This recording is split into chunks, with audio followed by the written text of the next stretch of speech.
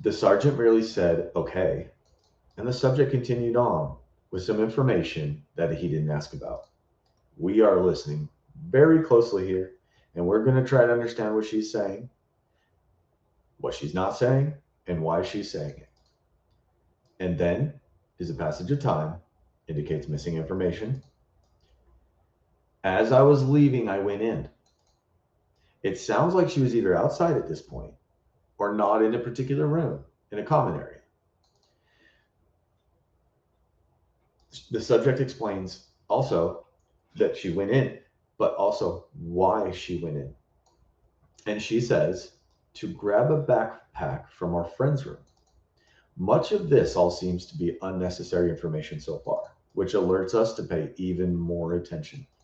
He didn't even ask a question. Now we're getting unnecessary information. We are getting high alert here. High alert.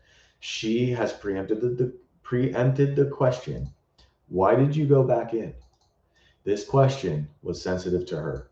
She also tells us of a backpack that she grabbed, not my backpack, not Dylan's backpack, a backpack. She is psychologically distancing herself from this backpack by not explaining whose it is. Whose backpack is this?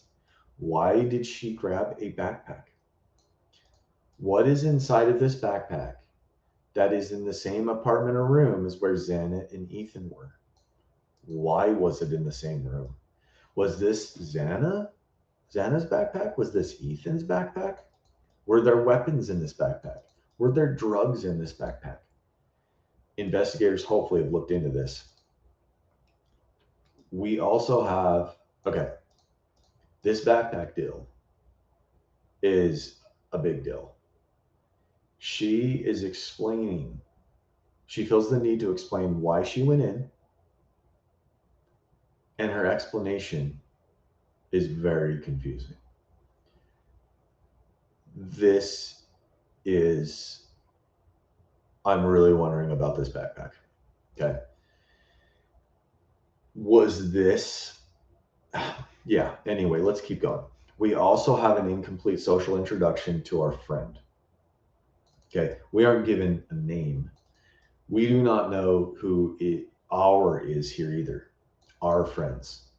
So there's psychological distancing with the friend, the room in the apartment here as well, and as well the backpack. Xana and Ethan were sitting on the couch just listening to music. Sitting indicates tension. This could be internal tension of the subject, okay, that is being projected here, or perceived tension of Ethan and Xana between the two, between Ethan and Xana and the subject. It is not clear, at least to this analyst. However, tension here is indicated. Could this have been a friction point between the subject and Xana and Ethan that may be a clue as to their deaths? We have some persuasion here with just listening to music. They were on the couch listening to music. That's not what she said. This would have been fine. But we have an addition of sitting and the addition of just. Oops. It seems that the subject was thinking about something else they may have been doing with the just. Was the subject's presence, right? So we're getting some persuasion. They were just listening to music. Was the subject's presence what brought tension to the scene here? Was the act of grabbing the backpack is what brought tension here? Notice that there's no communication between the subject and Xana and Ethan.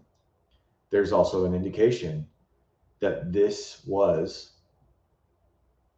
there's not an indication that this was what she observed. I saw Xana and Ethan on the couch listening to music. This is not what she said. This may be scripting here. So we need to be very aware that she's talking all on her own. The sergeant didn't ask anything. And this is scripting. And that the tension is merely internal with the subject about covering this information with scripting here with the investigator.